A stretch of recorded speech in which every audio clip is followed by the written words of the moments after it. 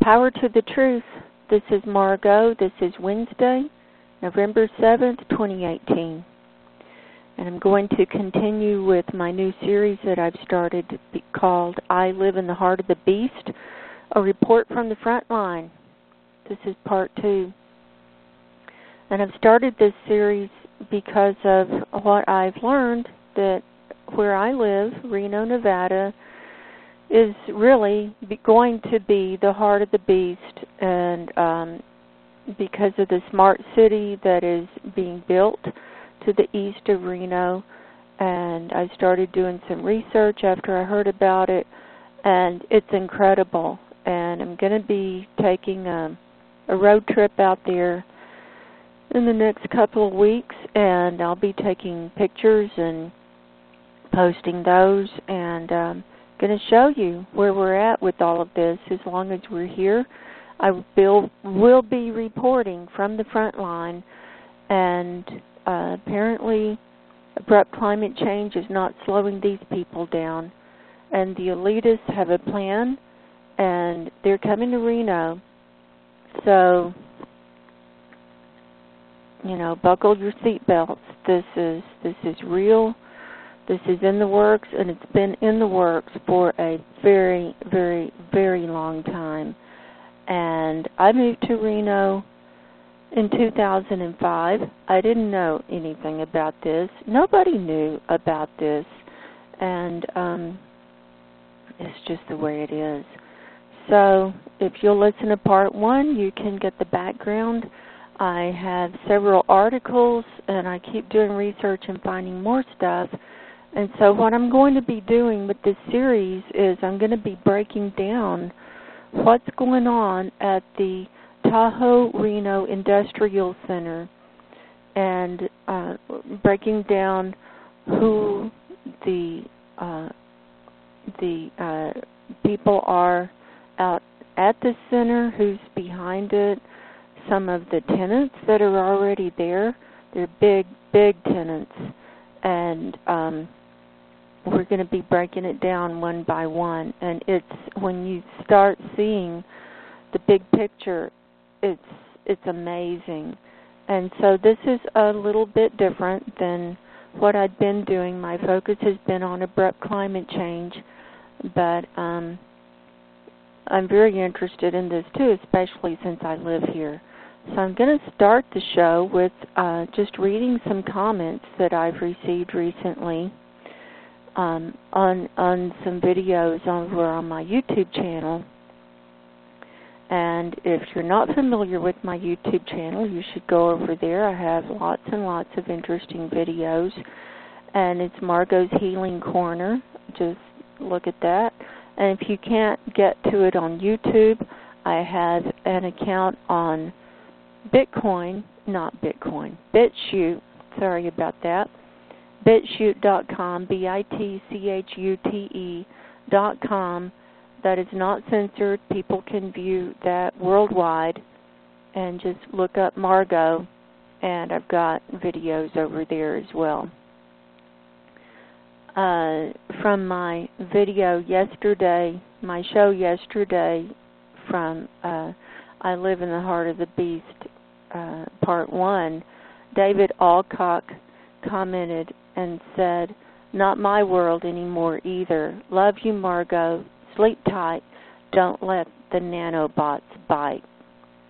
Thanks, David. He's a sweetheart. He lives in England, and we communicate, and he's a sweetheart. Love you too, David. Thank you for listening and supporting, commenting and being there. It's just nice to know that I've got people who are listening and who feel the same way and who are getting some good out of these shows. So thank you, David. I had another comment from the same video.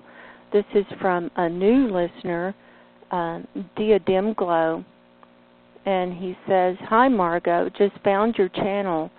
Isn't that something about you, how you felt great that one day for no reason, then wham, I had my days and nights flipped, and cannot get it right. I hate it.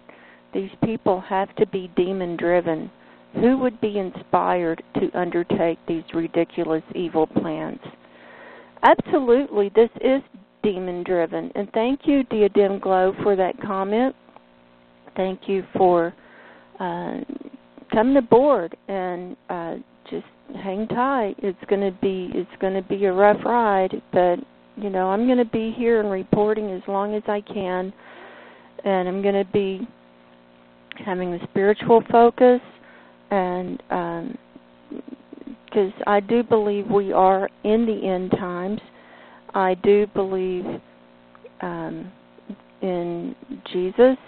I've had my own personal experiences with Jesus and communicate directly with Him and God.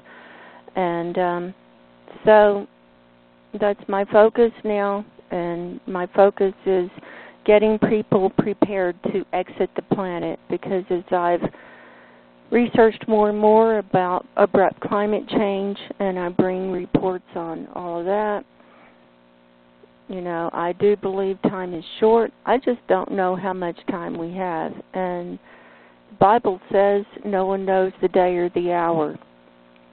And I believe that as well. So the elitists think they know better, and so they've got their plans just moving forward. And it just blows my mind. It blows my mind to see all of this. And it's right here in my neck of the woods, in my back door. So I'm not going to take the mark. I'm not going to get chipped. I'm not going to take the mark. If I die, I die. I would rather be dead than to live in the kind of world that they have planned. It's a robot world.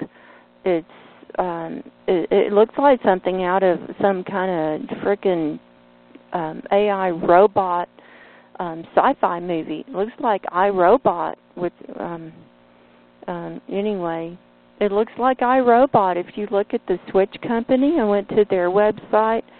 It's incredible. So let me get on with the show here. And I had and I had a really good comment from Hopsutaki. He's one of my viewers from Finland.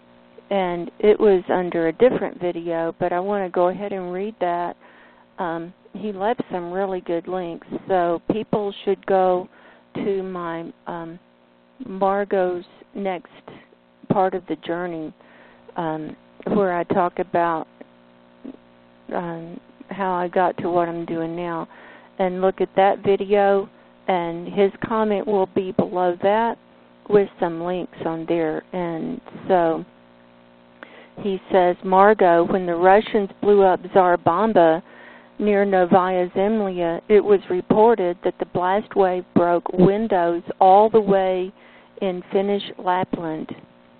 There's also the Murmansk nuclear submarine base in the Kola Peninsula that at least used to have half-sunken nuke submarines left to decay in the harbor's waters, etc., when the USSR broke down. Yes, the Russians did a lot of bad things when they meddled with radioactive tests from late 1940s, early 1950s forward, with Tsar Bomba being the largest nuclear bomb ever detonated. The scientific consensus, at least to my knowledge, is that all the nuclear detonation tests done across the world altogether have caused significant increases in the background radiation levels that are still lingering in the atmosphere. We've been lucky that those mad scientists didn't already atom test us into oblivion back in the 1940s and 50s. There were a load of upper atmosphere tests that caused huge disturbances. And has anything changed? You might want to take a look at how SpaceX's rockets have poked holes in our atmosphere, causing such disturbances to the ionosphere that the GPS system went offline for a moment altogether, and he leaves the sources. And really interesting articles. Thank you so much, Margo. Keep up the good work. Power to the truth. Love. Thank you, Hopsutaki from Finland. and thank you for listening and being there, and your comments and your research are incredible, just incredible. So everyone, thank you for listening, and let's just move forward and power to the truth. That's what it's all about. Okay, so I've only got 30 minutes here, so I've got 20 minutes left about. So let's get into the show. I'm going to finish reading the New York Times article that I'd started yesterday. A cryptocurrency millionaire wants to build a utopia in Nevada. So I was almost at the end. I should have just finished it yesterday, but I didn't. It's talking about Jeffrey Burns, who's bought up these this tract of land in the Tahoe Reno Industrial Center, and for his blockchains company. It's called Blockchains LLC, and this is at the end. Blockchains, I'll just kind of pick up, I'll backtrack a little bit. Blockchains has already received preliminary county support for a new town along the Truckee River with thousands of homes, a school, and a drone delivery system, and is working closely with the county on a broader master plan. But for now, Blockchains is empty land and a repurposed office building. Mr. Burns said the company won't begin construction on the broader property until late 2019 at the earliest, after putting together the master plan and getting it approved by the county. The office manager from Burns's old law office in Los Angeles, Jenna Rodriguez, moved with her 4 children and husband to Nevada. He has these crazy ideas, but I know that every time he sets his mind to something, he will get there, said Rodriguez, 29, who has worked with Mr. Burns for 8 years and is now the manager of the Blockchains office in Nevada. That's why I decided to move. Mr. Burns spent most of his professional life on class action lawsuits, many of them against financial companies. He learned about Bitcoin in 2012, but was won over by another cryptocurrency, Ethereum, which makes it possible to store more than just transaction data on a blockchain. Mr. Burns bought Ether. He owns it. Bought Ether, the digital token associated with Ethereum, in a big sale in 2015. Thanks to an astronomical increase in the price of Ether and some well-timed selling last year before it crashed, he became wealthy enough to fund his dream project. Yeah, he paid $170 million cash for this land, and it's 2/3 of the whole industrial park. It ends up to be 2/3, so it's the majority. Ethereum is what he believes makes his community more than just a giant real estate project. To understand why requires more than a bit of imagination and faith. Every resident and employee will have what amounts to an Ethereum address, which they will use to vote on local measures and store their personal data.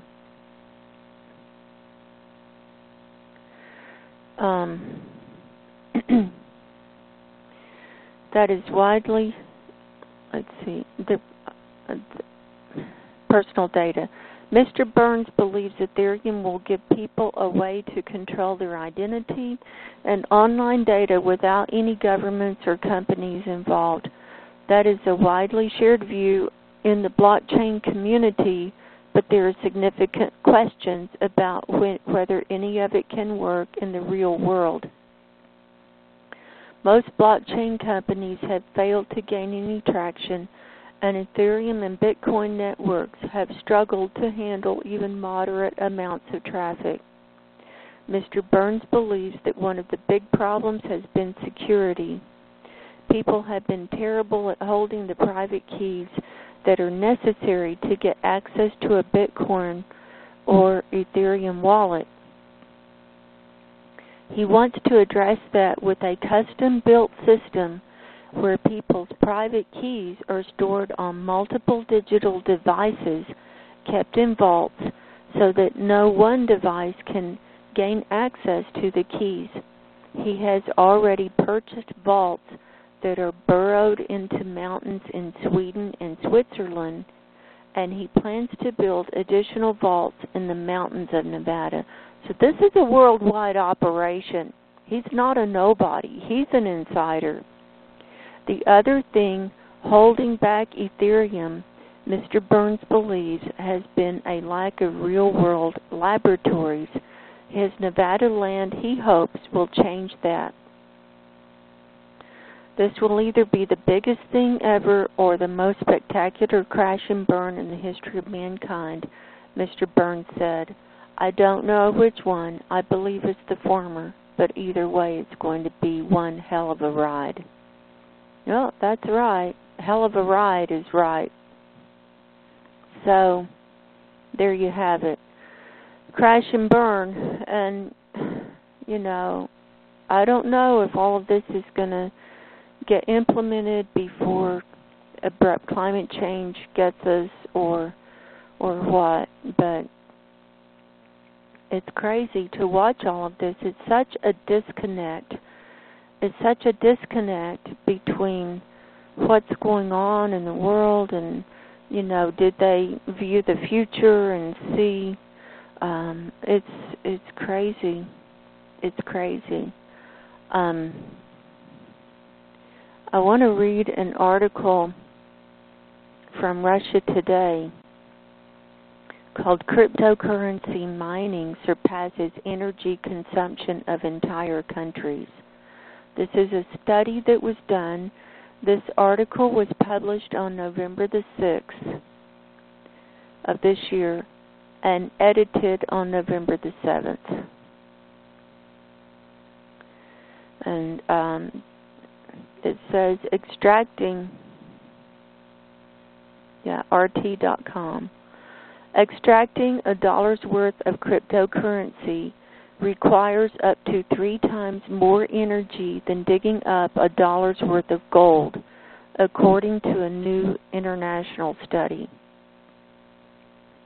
Decentralized cryptocurrencies have been hailed as revolutionary economic disruptors powered by an unknown number of server farms manned by an unknown number of crypto miner machines working around the clock to produce more blockchain-protected finance. The environmental impact of such huge processing requirements has yet to be fully accounted for.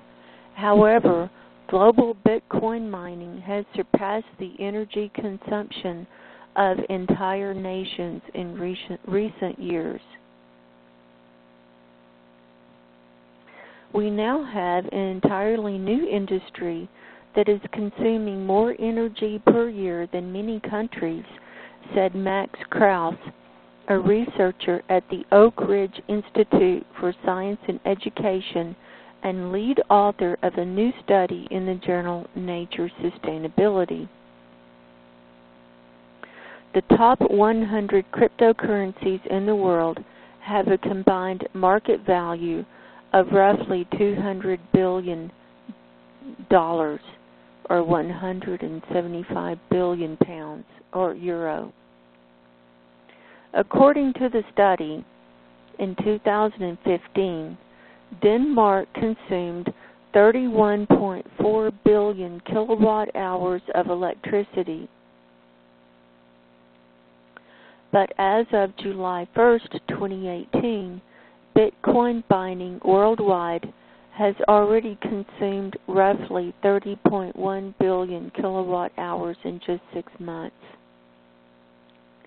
One 2017 estimate of the energy consumption of Bitcoin operations worldwide placed it at roughly equivalent to the competition of the Republic of Ireland. We wanted to spread awareness about the potential environmental costs for mining cryptocurrencies, Krause added. Just because you are creating a digital product, that doesn't mean it does not consume a large amount of energy to make it. Cryptocurrency mining can be performed by single devices, but is more often done in farms comprising hundreds, if not thousands of machines, crunching numbers and performing immense calculations in search of digital treasure, a reward of about $80,000 in Bitcoin. It's a first-past-the-post system, with miners rewarded handsomely or poorly, depending on the recent volatility in the cryptocurrency markets, an oft-covered phenomenon. The researchers used the median crypto value for the top 5 coins to account for all the volatility in the cryptocurrencies markets. The transactions are confirmed on the distributed global ledger known as the blockchain. Krause and his colleague Thabit Tolomat, an environmental engineer based in Cincinnati, Ohio, calculated the baseline energy cost measured in megajoules, or MJ, to produce $1 worth of the top 4 cryptocurrencies: Bitcoin at 17 MJ, Ethereum 7 MJ, and Litecoin 7 MJ, and Monero 24 MJ over a 30-month period ending June 2018. These figures amount to almost 3 times the energy needed to excavate the equivalent dollar value of gold, 5 MJ, platinum 7 MJ, or copper 4 MJ. Only aluminum 122 MJ was more energy intensive.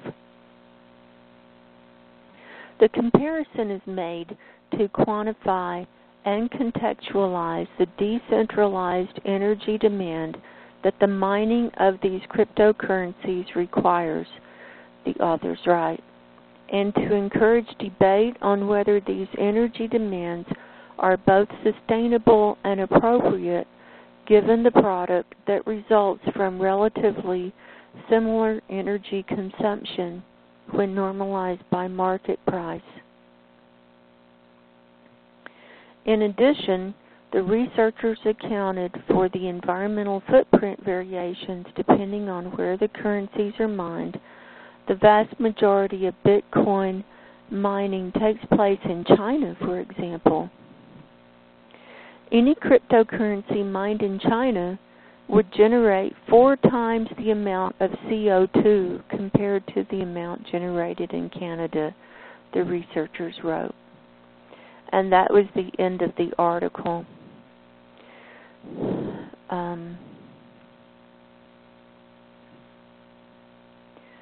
So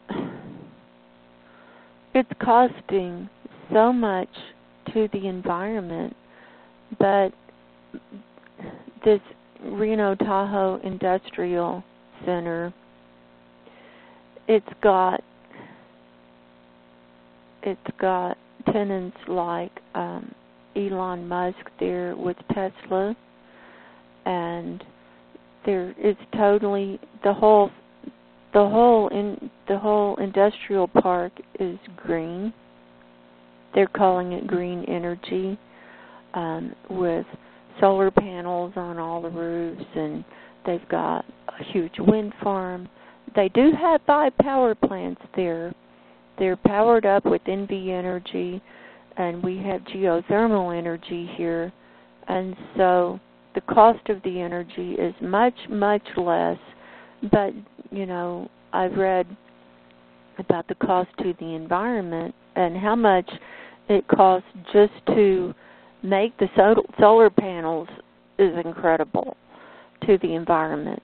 And the cost to the environment to make the wind farms is incredible. And so, in the end, it's costing the environment an incredible amount to just put all this together. But once it's there, and then they just go on. So, I've got about 4 minutes left in my 30-minute show here today. I don't really have time to get started on another article, but I'll just share a little with WikiLeaks about WikiLeaks from the Tahoe Reno Industrial Center, or it's called the TRI or Tri Center or TRIC. It's a privately owned 107,000 acres, 167 square mile industrial park located at Interstate 80 next to Washoe County, Story County, Nevada.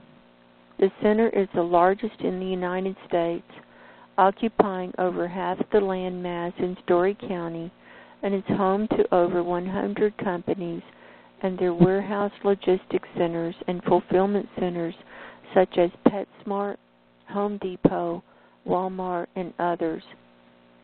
The Gigafactory is being built there to serve Tesla Motors and Panasonic. Facilities include rail-serviced sites with Union Pacific Railroad and BNSF Railway, municipal water and sewer, natural gas service, and 5 power plants on the site, producing more than 900 megawatts, or 1,200,000 horsepower. In 1995, Story County saw an opportunity in the open area close to rail and highway, but isolated from residential areas avoiding disturbance. Mars Petsmart became the first tenant. In 1998, private developers bought 102,000 acres of the adjacent S. America Ranch, formerly McCarran Ranch, from Gulf Canada for $20 million cash, and the area was zoned as 1 to 2 heavy industrial in 2000, including retail. About 30,000 acres are developable. It operates as a public-private partnership where the owners provide $5 million for the county to support TRIC. The owners also built infrastructure such as roads, rail, gas, power, water, and sewer, and is reimbursed with 35% of the tax paid by the tenant compared to the county. The owners built the 6-mile, 4-lane USA Parkway between TRIC and I-80 for $60 million in 2000 as the second access along with the rail spur. I'm going to stop there. I'm almost out of time. We will continue in this series. I'm going to get into this deep. I think people need to understand that the end is here. Everything is unfolding. The mark of the beast is coming. It's time to give your life over to Jesus and God. Get right. Get ready for the end. I love you all. Its time is short. Get right with God and Jesus before it's too late. Until next time, my name is Margo. I love you. Go in peace. God bless, and goodbye.